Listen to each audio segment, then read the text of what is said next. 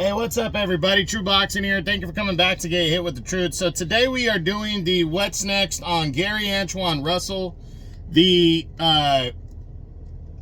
contender, 140-pound contender, following his first pro loss at the hands of Alberto Puello, as he was upset by a split decision over 12 rounds as he competed for the vacant WBC Interim junior welterweight title at 140 pounds. Now, before we get into that, if you could smash the like button, leave a comment, or subscribe to the channel, I really do appreciate any and all support that I can get as I continue to build my channel here. So, this fight was, the fight with Puello was a good one. They really went at it. It was just a good battle. I felt like Russell and his pressure was winning the fight early on, but Puello counter-punching and kind of making the small adjustments on his counter-punching is what led to him defeating Gary Russell. But now the big question is, what's next for Gary Antuanne Russell? And we know he's in line for the title shot, as the WBC, first, Devin Haney is too emotionally damaged from the Ryan Garcia situation and everything, so he informed the WBC that he's not going to make his mandatory defense against Sandor Martin, so he was named champion in recess. And now Alberto Puello has been upgraded to full champion, and he will defend his title against mandatory challenger Sandor Martin next, with the winner having to fight Gary Antuanne Russell after that. So Russell is going to have to wait for his mandatory shot until the beginning of next year. The first half of next year is when Russell will get his title shot. Puello, that was a tough one, so he'll probably come back in the next few months against Martin to defend that title. And then, like I said, we'll probably see, next spring area, we'll see Russell and Puello for the WBC, the full WBC title at 140 pounds. So what does Gary Russell do in between then? Is he going to take that time off? Does he just take a stay busy fight? I'd like to run through my top 10 at 140 pounds and see what the possibilities are for Gary Antuanne Russell following this loss and the recent news that he's basically the next mandatory challenger after Sandor Martin for the WBC title. So we start with Devin Haney, and we know that's not going to happen. Haney's taking some time off, it appears, or whatever, But even if he wasn't, I don't think he'd want to fight Gary Antuanne Russell. Just a kind of a bad matchup for Haney.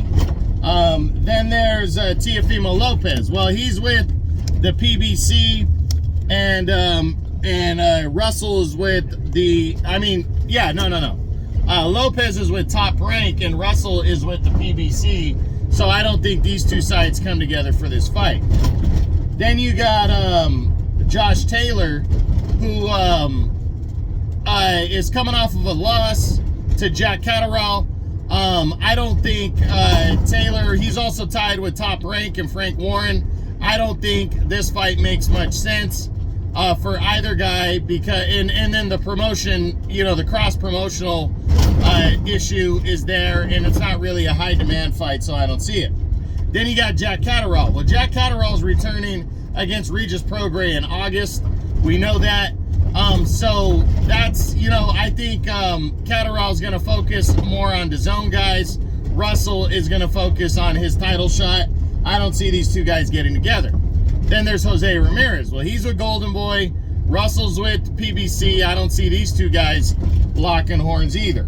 Then there's Sandor Martin. Well, if Russell takes the time off and Martin beats Puello, then Russell's fighting Martin next. But I do believe Russell is gonna stay busy and fight before the end of the year. So I don't see him fighting Martin next, but he might get him in a couple fights, challenging him for the title. Then you got Regis Prograis. Prograis fighting Catterall next. They're with DAZN and Matchroom, where Russell's with the PBC, so I don't see these two sides coming together. You got Subriel Matias, the now former WBO champion, IBF champion, I'm sorry. He's coming off the loss. He's also a DAZN and Matchroom guy. I don't think him and Russell are going to get together. I don't think Russell will risk his mandatory shot to fight a guy like Matias. Then you got Arnold Barbosa Jr., the undefeated junior welterweight contender. I don't see this one either. Barbosa's with Golden Boy. He's waiting around for his title shot. I don't think him and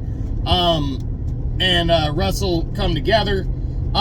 IBF champion Liam Paro, I don't think he's going to welcome a guy like Russell out to Australia, especially coming off of that big win that he had over Matias. I think he's going to fight somebody who's more a DAZN Matchroom guy, and they'll fight over on like I said, on DAZN. I don't see Russell with the PBC being in that mix right there. Then some other fighters. O'Hara Davies is with Golden Boy, so I don't see that one.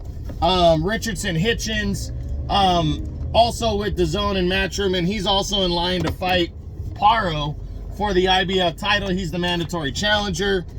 Kenneth Sims, I don't see this one yet. I don't think these two guys, I don't think this one makes sense. Ishmael Barroso. Now, if there's one fight for Gary Antuanne Russell to take, I think the Barroso fight makes sense, because I think he's going to have a bigger gas tank than the 40-year-old Barroso. And I think it would be a good fight for him, because Barroso's waiting around for his WBA title shot anyway. If he doesn't get the next crack at Isaac Cruz, then I think these two guys should come together and fight each other. I think it makes a lot of sense. Nestor Bravo, I'm not sure if there's any interest there. Rolly Romero, I doubt, even though he's a PBC guy, I doubt he'd fight Gary Antuanne Russell next. And again, Ryan Garcia is not in the mix anymore. So for Gary Antuanne Russell, I do believe he should stay busy. Now, I do believe, most of me believes he'll fight somebody that is just very beatable, easy to knock off. But what I would like to see is him to fight a guy like Ishmael Barroso.